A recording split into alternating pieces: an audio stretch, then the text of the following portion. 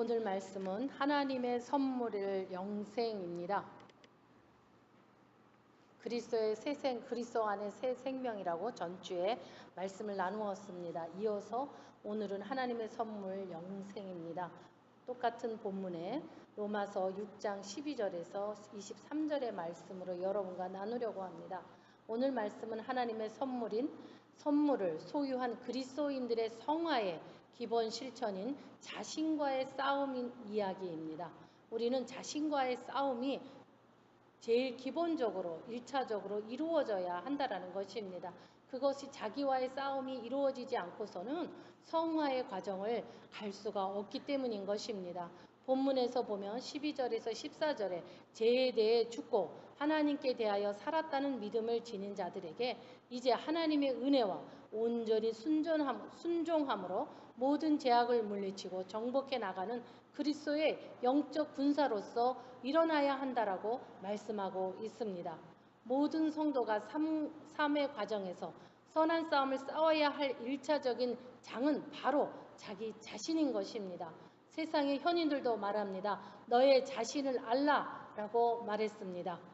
자신과의 싸움은 죄로부터 해방된 새로운 피조물의 책임이며 의무입니다. 이러한 삶을 영유하기 위해서는 주께서 우리에게 베풀어 주신 모든 은혜의 수단을 가지고 정욕과 현세의 악한 세력과 선한 싸움을 게으르지 말고 싸워야만 한다라는 것입니다. 우리는 우리에게 주신 모든 은혜의 수단을 가지고 정욕과 현세의 악한 세력과 싸워야 한다라고 말하고 있습니다. 여러분이 받은 은혜는 무엇입니까? 하나님께서 여러분들을 모태에서부터 택정해 주셨다라는 것입니다.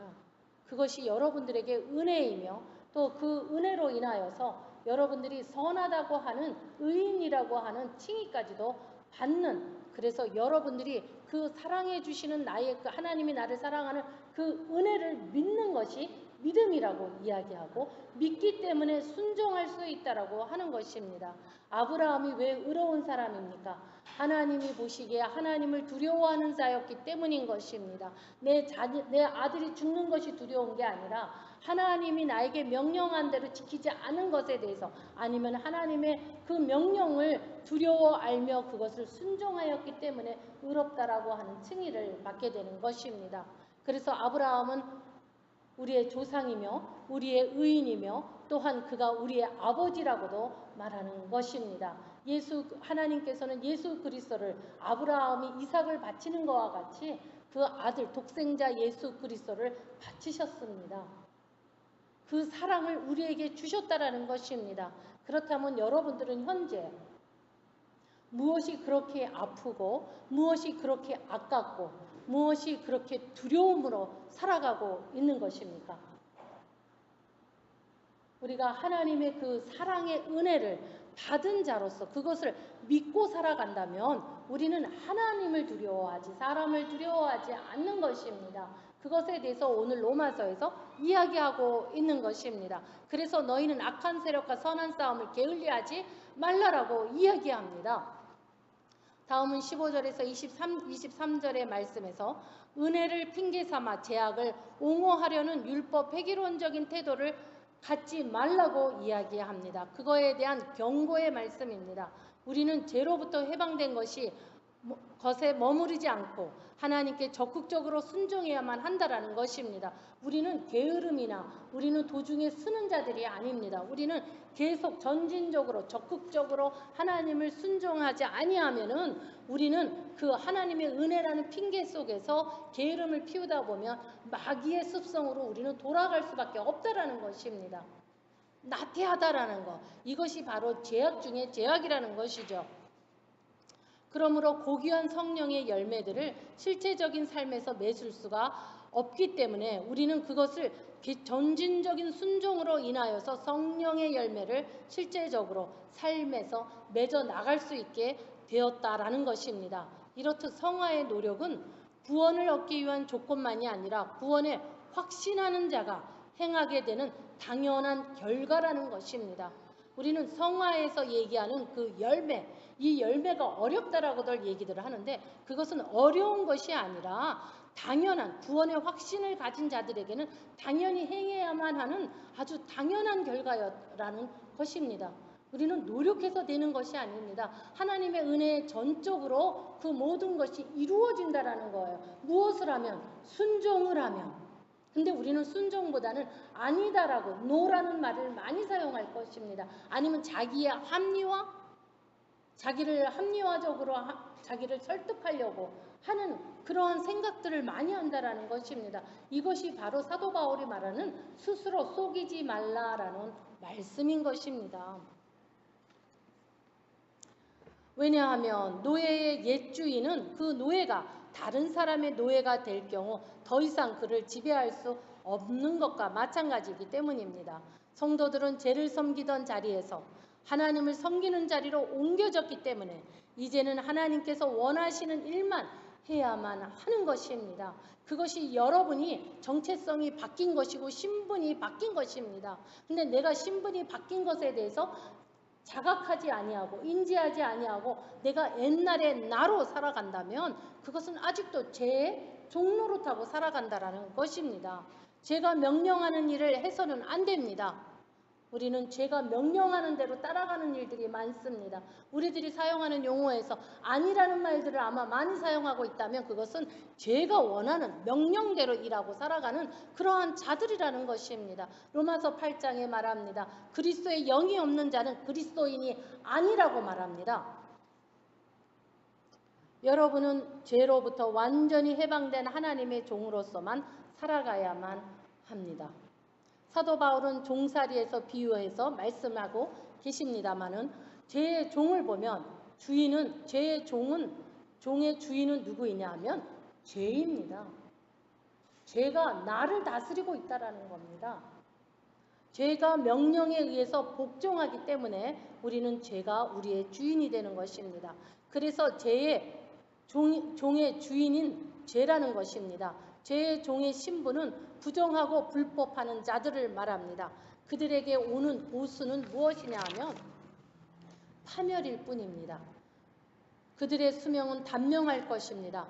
결과적인 인격은 품위가 허락하며 나약하고 인간성을 소유할 수밖에 없는 그러한 인간성을 가지게 될 것입니다. 그들은 늘 나약합니다. 그들은 최종 열매는 수치와 죽음뿐이 남아있을 것입니다. 죄의 종과 다르게 의의 종의 주인은 하나님입니다. 신분은 깨끗하고 합법적인 자들입니다. 그의 보수는 사랑이며 얻는 보수는 영생인 것입니다. 인격은 고상한 품위와 강건한 인간성입니다. 또한 최종적인 열매는 영원한 생명을 얻는 것입니다. 이것이 의에 대한 의의 종인 사람들이 얻는 것입니다. 죄의 종으로 살아가는 자들은 그들이 얻는 것은 수치밖에는 없습니다. 그리고 죽음밖에 결말은 죽음으로 밖에는 맺어지지 않다라는 것입니다. 그런데도 불구하고 자꾸 죄가 나를 명령하는 대로 끌려다니는 사람들은 나약한 인간성을 가졌기 때문에 끝없이 그 죄가 나를 사로잡을 동안 그것을 방치하고 내깔아 두며 그 죄가 명령하는 대로 살아가는 것입니다. 여러분들 어떻습니까? 내 생각이 떠오르는 그 생각이 죄에서 오는 명령입니까? 하나님의 의의 뜻에서 오는 것입니까? 여러분의 감정은 죄에서 명령하는 감정입니까? 의에서 선하신 하나님의 뜻에 의한 감정인 것입니까? 이것을 분별하라고 사도 바울은 말하고 있습니다. 이것이 분별되지 않았을 때는 여러분들은 사로잡히고 말 것입니다. 그래서 그리스도의 영이 없는 자로서 살아가는 결국은 멸망할 수밖에 없는, 그리고 그의 삶은 거짓밖에는 아무것도 이루어지지 않는 늘 불순종해서 허덕이며 살아가는 그러한 인생으로 살다가 말 것입니다. 그것이 그들의 최후의 순간일 것입니다. 이렇듯이 인간은 죄의 종이거나 의의 종이든 둘 중에 하나인 것입니다. 우리에게는 중간을 선택할 수 없습니다. 자기를 합리화하는 사람들은 자기가 중간에 있다라고 생각을 합니다. 나는 어느 때는 의롭게 행하고 어느 때는 죄의 종로로 탄다라고 이야기합니다. 근데 그것은 거짓입니다. 그것은 이미 자기를 거짓말로 속인 자들이 하는 말들입니다. 내가 전에도 못했고 지금도 못합니다. 그런데 이제는 내가 한다라고 이야기하는 사람들은 거의 99%가 거짓말을 하고 있는 것입니다. 정말 의의 사람들은 내가 한다라는 말을 하지 않습니다. 하나님께서 허락하신다면, 하나님께서 나에게 은혜를 베풀어 주신다면, 하나님께서 나를 인도하신다면 이라는 언어를 사용하지 내가 한다라고 말하지 않습니다. 여기에서 그가 죄의 종인지 의의 종인지를 분별할 수 있는 것입니다. 그래서 우리는 중간을 선택할 수 없다라는 것입니다. 하나님의 은총으로 우리의 모든 죄의 종에서 해방되어 의의 종으로 바꾸었습니다. 이것이 여러분의 정체성입니다. 이 은총과 사랑을 믿기만 하면 누구나 의의 종이 될 수 있습니다. 믿어야 하는 것입니다. 하나님이 주신 그 은총과 사랑을 믿어야만이 의의 종이 될 수 있습니다. 믿지 않기 때문에 죄가 명령하는 대로 살아갈 수밖에 없는 것입니다. 여러분은 하나님의 은총과 사랑을 믿습니까? 믿으셔야 합니다. 믿지 않고는 죄가 명령하는 대로밖에 살아갈 수밖에 없습니다. 이제 믿는 자들은 모든 의의 종답게 살아야만 합니다. 어떻게 사는 것이 의의 종답게 사는 것일까요? 하나님의 말씀에 순종하는 삶이어야 합니다. 일생을 하나님을 섬기며 실질적으로 의에 도달하는 것입니다. 이것이 순종의 종인 16절에 이렇게 말합니다. 여러분이 어떤 사람에게 복종하여 여러분의 자신을 그 사람에게 바치면 여러분은 그 사람의 종이 되는 것을 알지 못하십니까? 여러분의 죽음에 이르는 죄의 종이 될 수도 있고 의에 이르는 순종의 종이 될 수도 있습니다. 라고 오늘 16절에서 말씀하고 있습니다. 여러분은 어디를 선택하실 것입니까? 믿음에 의해 맹목적으로 의롭다 하심을 받은 자가 갖는 믿음에 의해 실질적으로 의로워지는 과정을 바로 성화라고 하는 것입니다. 그러므로 성도의 신앙생활은 믿음으로 명목상 의를 얻은 곳에서 출발해서 실체적으로 의를 얻도록 거룩함의 이름을 이르라는 명령에 부단히 순종하는 삶을 이어져야만 한다라는 것입니다. 성화와 순종의 방법은 보면은 드림과 거절의 순종입니다. 13절에 보면 여러분의 몸을 불의에 행하는 도구로 제에게 내주지 말고 죽은 자를 가운데서 살리신 자들답게 여러분의 몸을 의의 행위로 도구로 여러분 자신을 하나님께 드리십시오라고 말합니다. 그래서 우리는 드림은 헌신하는 뜻입니다. 우리는 하나님께 드리는 나의 온 삶이 되어야만 합니다. 나라는 것을 생각할 때 죄가 명령해서 죄의 명령을 따라갈 수밖에 없습니다. 여러분은 여러분의 생명이 아닙니다. 여러분의 육신은 여러분의 것이 아닙니다. 하나님의 것입니다. 이것을 모르고 살기 때문에 죄가 하자는 대로, 죄가 명하는 대로 따라갈 수밖에 없는 것입니다. 드림은 영적인 의미에서 볼 때 세상의 악과 사단의 세력들을 향한 전투적인 신앙인으로서의 모습입니다. 우리는 드리지 않고는 우리는 하나님에게 나갈 수 없고 악이랑 싸울 수 없습니다. 동시에 우리의 죄를 거절해야 합니다. 우리는 거절해야 되는 게 하나님의 말씀을 거절하는 것이 아닙니다. 아니요라고 하는 것이 아닙니다. 무엇을 얘기하냐면은 죄에 대해서 거절해야 한다라는 것입니다. 우리는 드리는 삶과 거절하는 삶으로 살아가야 합니다. 그러므로 죽게 될 여러분의 몸에 죄가 왕노릇하여 몸의 욕심을 따라 살지 않도록 해야 합니다. 죄가 우리에게 와서 어떤 모의를 제의할 때 우리는 죄야 내게서 물러가라. 나는 너와 아무 상관이 없다. 라고 명령해야 합니다. 근데 그게 아니라 그 죄가 명령하면 무언가 그렇게 달콤하고 너무 합리적이고 참 맞는 말같이 들리는 그 자체가 성령의 문제가 있다라는 것입니다. 성령이 거하지 않을 경우에는 죄가 말하는 명령이 달콤합니다. 그럴듯합니다. 그 말이 맞다라고 찬사를 보내게 됩니다. 이 이유는 성령이 있고 없고에 관한 것입니다. 로마서는 그렇게 말합니다. 만일 우리가 죄를 거절하는데 소극적이며 수동적이라면 우리는 죄에게 사기를 당하고 속게 될 것입니다. 우리는 적극적으로 싸워야 합니다. 내 안에 나의 자신을 알아야 하는 것과 같이 내 안에 죄성과 싸워야 하는 것입니다. 이것이 나와의 싸움입니다. 그 유혹에 넘어가서는 안 되는 것입니다. 한 번쯤 이렇게 해도 괜찮겠지가 평생을 그러고 살아가는 족쇄가 되고 말 것입니다. 우리는 이미 죄의 족쇄에서 살다가 예수 그리스도의 은혜로 우리는 그 족쇄가 풀린 자들입니다. 그래서 우리는 자유롭게 살아가는 자들입니다. 그렇게 해서 여러분들은 예수를 믿고 물과 성령으로 세례를 받고 교인으로서 교회를 하나님의 예수님이 피값 주고 사신 이 교회의 성도로서 살아가고 있습니다. 그런데 겉모양은 살아가고 있는데 내 안에 나는 족쇄가 다시 채워져서 더 강한 마귀 7마리가 들어와서 온 감각을 다 씌워잡고 쥐어틀고 살아간다면 얼마나 괴로운 삶을 살고 있겠습니까? 형벌의 틀에 이미 살아가고 있는 것입니다. 여러분들, 우리가 센스가 몇 개라고 합니까? 우리의 감각을 몇 개라고 그러죠? 거기에 영성까지 다 합쳐서 그 악한 7마리가 몸까지 지배를 한다라는 거예요.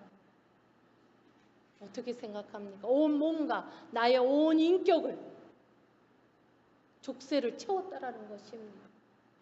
아무것도 할 수 없습니다. 족쇄를 채운 그 죄가 명령하는 대로 살아갈 수밖에 없다라는 것입니다. 여러분들은 어떤 삶을 지금 살아가고 있습니까? 자유를 누리고 살고 있습니까? 아니면 죄에 묶인 상태에서 괴로워하면서 하루하루를 허덕거리며 살아가고 있습니까? 늘 무언가를 감춰야 되고 무언가를 속여야 되고 무언가를 들키지 않아야 하고 하는 불안 속에서 들킬까 봐 벌벌 떨면서 혹시 살아가고 있지는 않습니까? 그러나 여러분들, 이미 하나님께서는 우리의 머리카락을 세신 바와 같이 우리의 마음을 은밀히 감찰하고 계십니다. 이미 다 드러났습니다. 다만 내가 죄의 눈에 가려워서 안 드러났다라고 착각하고 살아가는 것입니다. 그리고 끝없이 속이려고 하는 것입니다. 그러한 죄의 명령에 여러분들은 명령해야 됩니다. 죄야, 내게서 물러나라. 나는 너와 아무 상관이 없다라고 명료하게 명령하셔야만 살아남을 것입니다. 우리가 할 일은 죄를 거절하고 우리의 삶의 전체를 하나님께 드려 하나님과 합력해야만 하는 일입니다. 우리의 구원을 이루신 하나님께서 우리의 순종과 충성을 기뻐하시며 우리를 거룩하게 하실 것입니다. 그때야 비로소 우리는 내적으로도 인격적인 변화를 체험하게 될 것입니다. 우리는 죄를 거절하지 않고는 우리 인격의 변화를 가져올 수가 없습니다. 어떻습니까, 여러분? 작년의 여러분의 삶과 작년 여름의 삶과 올 여름의 삶이 여러분들 무언가 달라졌습니까? 달라졌다면 끄덕이는 사람이 있습니다. 그런 사람은 변화되어서 죄를 물리치고 살아왔다라는 것입니다. 근데 작년과 올해의 고민이 똑같다면 그것은 아직도 그 죄에서 벗어나지 않고 있다라는 것입니다. 그렇다면 내년 여름은 어떨까요? 내후년의 여름은 어떨까요? 성도 여러분, 우리는 하나님의 자녀라는 신분을 가진 사람들입니다. 더 이상 죄의 노예로 이 세상에 존재하는 자들이 아닙니다. 아멘입니다. 우리는 하나님의 의로운 종으로서 하나님의 뜻을 쫓아서 이 세상에서 하나님께서 의롭게 여기시는 일을 하며 살아가는 존재들입니다. 아멘입니다. 6장 15절에 이렇게 말씀하십니다. 우리가 율법 아래에 있지 않고 은혜 아래에 있다고 해서 죄를 짓자는 말은 아닙니다라고 말합니다. 절대로 그럴 수 없습니다. 죄로부터 해방되어 의의 종이 되었습니다. 여러분의 죄에서 해방되어 하나님의 종이 되었습니다. 그리하여 거룩함에 이르는 열매를 맺어야 합니다. 죄에 대한 대가는 죽음이지만 하나님의 선물은 우리 주 예수 그리스도 안에 있는 영생입니다. 성도 여러분, 하나님의 선물인 영생을 소유한 자답게 의의 종으로 살아가기를 주 예수 그리스도의 이름으로 간절히 축원합니다. 묵상하겠습니다.